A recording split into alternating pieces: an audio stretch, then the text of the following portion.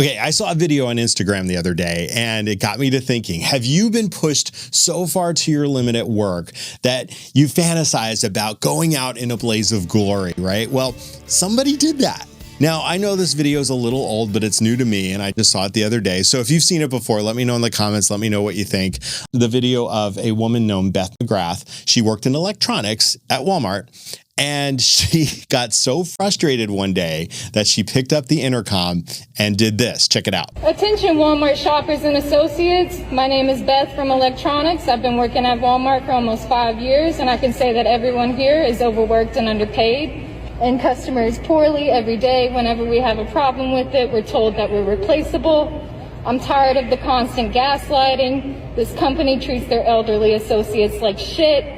To Jared, our store manager, you're a pervert. F*** the managers, f*** this company, f*** this position, and f*** that big lazy bitch Chris Price. I f***ing quit. So holy crap.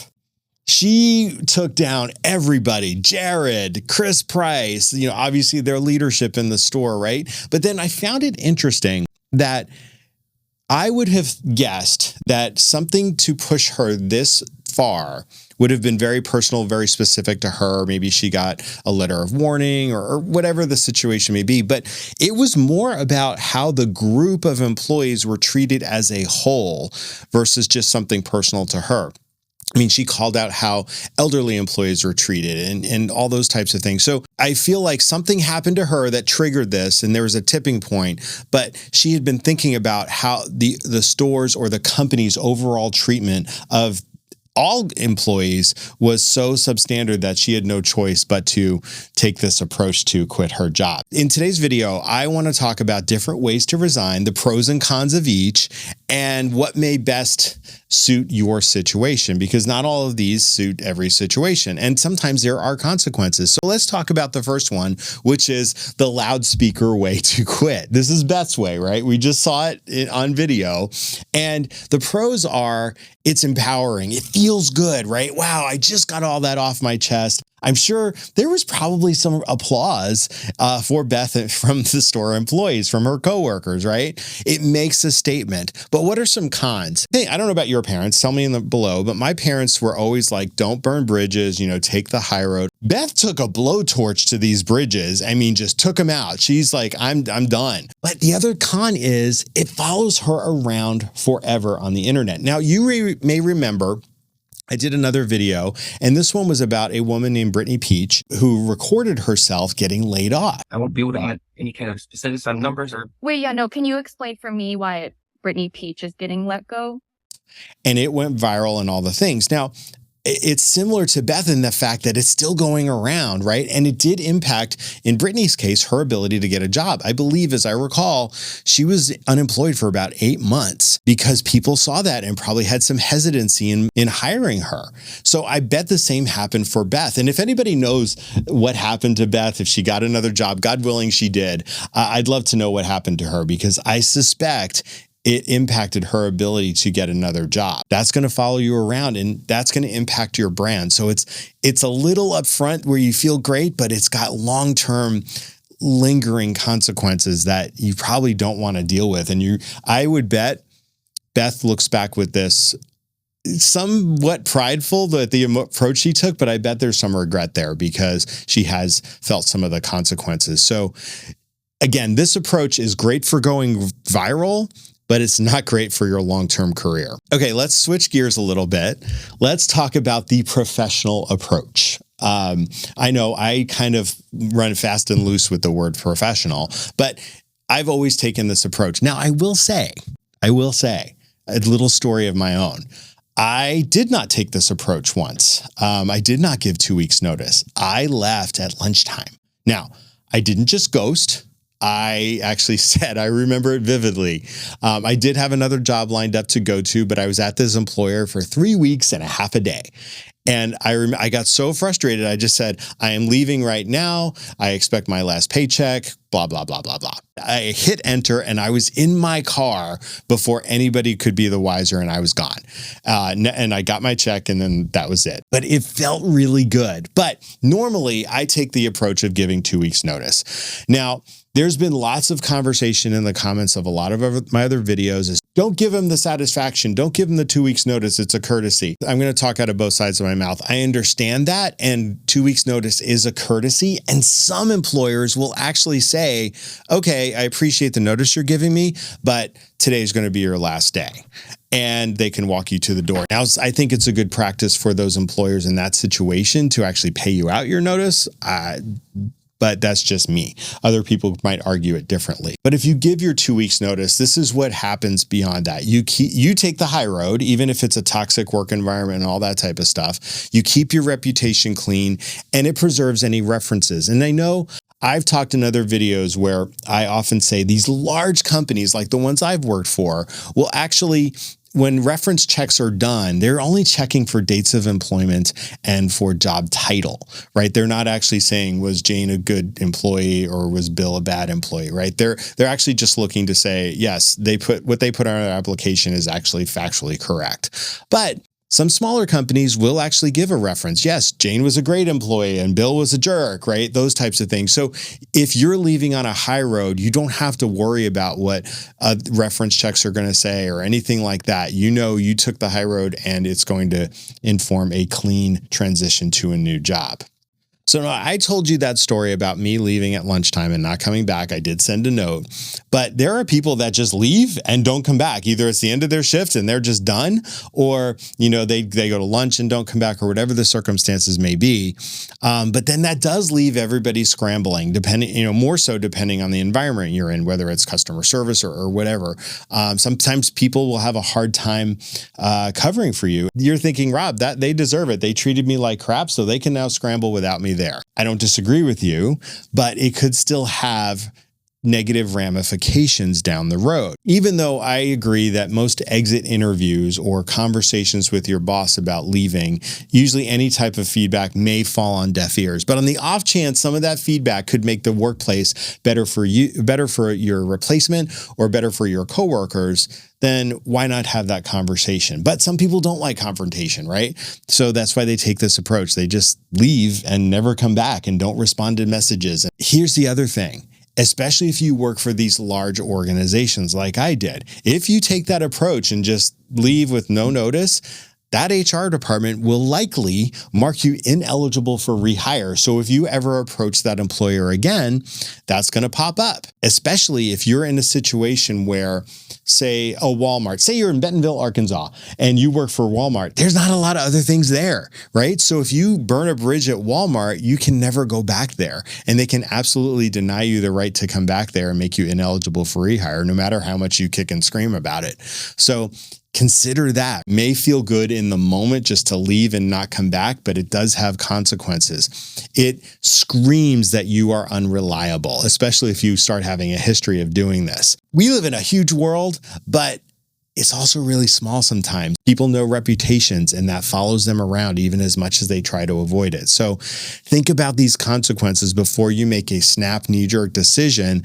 because you're mad one day. Rob, you're a hypocrite. You left during lunch. I did. Company's out of business now, or right after I left, so it really wasn't a problem. But I also put some thought into it. I had also secured other employment. I didn't need that as a reference. Matter of fact, I went back to the employer I left. They actually basically gave me my old job back instantly, just reinstated me. So that's how good of a place I left that previous employer, and then bounced right back to them and stayed for another year. Think about what this does to your career brand. That's the message here. And again, if it's temptation that's saying just don't come back, then just rethink that. I will say one little caveat before I move on.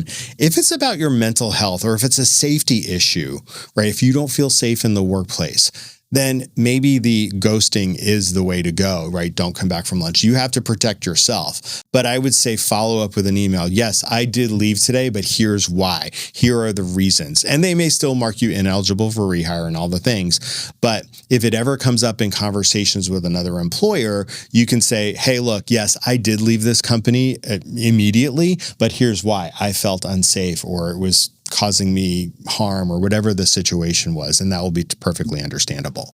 Now, here's the one nobody likes. I don't like it. I don't know why I would get so nervous when I would, be confronted with the reality of I need to go and have a conversation with my boss that I am leaving. The first time I did it, I remember I was shaking, and I was annoyed that I was shaking too, but it was just very nerve-wracking. It's very personal, and most people don't like confrontation like that, right? It shows that you're mature, that you're just, you're sucking it up, you're having an adult conversation, and you're speaking the truth, even if it's a lot of feedback for the manager, for the employer, or whatever. You're speaking that truth without burning the bridges, without burning it all down, right? You can go in there and speak to the facts, try to dial down that emotion. Some cons, like I'm alluding to, it can be wildly uncomfortable, especially if you're a high-valued employee. You say you don't have anything to complain about, but you're moving on to a promotional opportunity at a different organization or stuff like that. It's very hard, because then the employer, the manager, may try to entice you to stay. Oh, I'll match your offer or whatever it is. I have to say something on this regarding counter offers. Take this advice or leave it. It's been my experience that when employees resign and the manager wants to counter offer, give them some money or whatever it is to stay, the problem is they do that, and likely that employee will still leave within 6 months to a year time. They've only put a Band-Aid on the problem.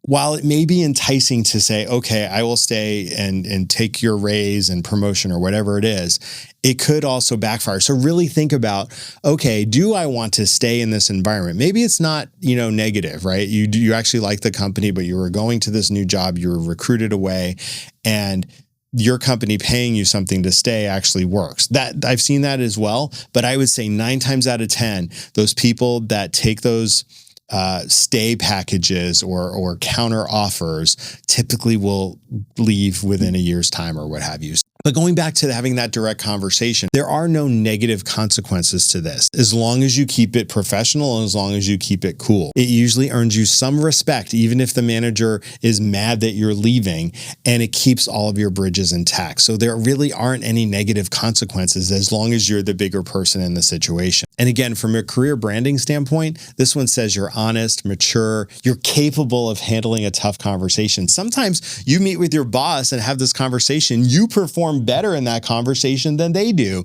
because now they're in a threat state, right? They think this is a reflection, your leaving is a reflection on their performance, and they may be right. So this conversation is probably more uncomfortable for them than it is you. I say at the end of the day, my recommendation is this one, right? Go have the tough conversation. You walk out with dignity and no regrets. That's the other headline here, because in the long run, you're going to feel better about yourself for leaving with your head held high with dignity and respect. So the written exit is the next one, right? And obviously, you want this one. The pros here is that it's clear, it's documented, there's no room for interpretation. I'm resigning effective this date. Thank you for the opportunity. I wish you well, blah, blah, blah, blah, blah. You don't want to go into some long dissertation here. But the cons here, if you just send that, and I've seen this happen before, they just hit send and they sit on their desk and they're going to work out their 2 weeks notice. It could feel cold and somewhat antagonistic with your manager, but maybe that's the approach you want. You're just taking it very transactional, maybe because of the relationship or lack thereof you have with them at the moment. Maybe this is a pre-read, right? You send the email, hey, in advance of our meeting today, I just wanted to put this on your inbox so you're aware of what the conversation's going to be like, which is not a bad thing. I've had people resign to me where it's totally out of the blue, or even if I saw it coming, I want to be prepared for that conversation. So I would have appreciated getting the email saying, hey, this is what we're going to talk about today. But you do you. Either way is fine, sending it but I do think it should be paired with a conversation. And it does show you're organized and professional, even if the environment is toxic, even if your boss isn't such. You're, again, taking the high road here, and that's only going to help you leave, like I said in the last one, with dignity and respect. Okay, so how do you decide how to resign from your company? I have 3 questions for you to ask yourself. First is, do I want to work in this industry again? So like we talked about, if this this is going to follow me if I take a scorched earth approach. Will it affect my future job prospects if I move into a different industry? So do you want to stay in the same industry is a question you need to ask yourself. The second one is, do I need this company as a reference? In my example, I didn't. I had already had a job. And frankly, I've never put that company on my resume again. I don't bother. Now, part of it was because I went back to my other employer, but I've not put that on my job history anymore. Like I said, the company's out of business, so doing a reference check would be impossible. But do you need a reference check from this company is a question you need to be asking yourself. And then the last thing is, do I want closure or do I want to just escape? And the answers to these questions will tell you whether you want to take the high road, a professional and respectful approach, or do you want to hang out like Beth and go out with a blaze of glory and a scorched earth policy? I mean, again, ask yourself these questions, and that will help you make a clear decision for how you want to leave a company. All right, so just to round out this video, some of the stuff I talked about probably is very obvious, but I think people do need to think and consider how they are leaving a company and what the best method is, right? So if you want dignity and closure and to protect your career, take the high road, have the written communication and the sit down with your boss, no matter how awkward or uncomfortable it is. And hey, maybe if they're uncomfortable, that'll be your way of getting back at them. You made them squirm on your way out the door. But again, you handled yourself professionally with dignity and respect. Now, if you want a viral moment like our friend Beth, then maybe the loudspeaker approach is the way to go. But understand that will stay with you for a long time to come. And yes, it may have gone viral and all of that may be a dopamine hit for you, but at the end of the day, that could have some serious consequences on your ability to get another job in the future. So really think about, how do I want to leave this organization? And do I want to take the high road or the low road? So let me ask you one question in closing. If you could quit your job today with 0 consequences, how would you do it? Let me know in the comments. I'd love to hear about it. There's part of me that would love to just tell, I don't. So here's the thing. Personally, I don't have a lot of bosses I actually despised enough to go take the scorched earth approach. I've been very fortunate about that. I will say there's 1 or 2 that I would love to just say, F you, and I'm out the door.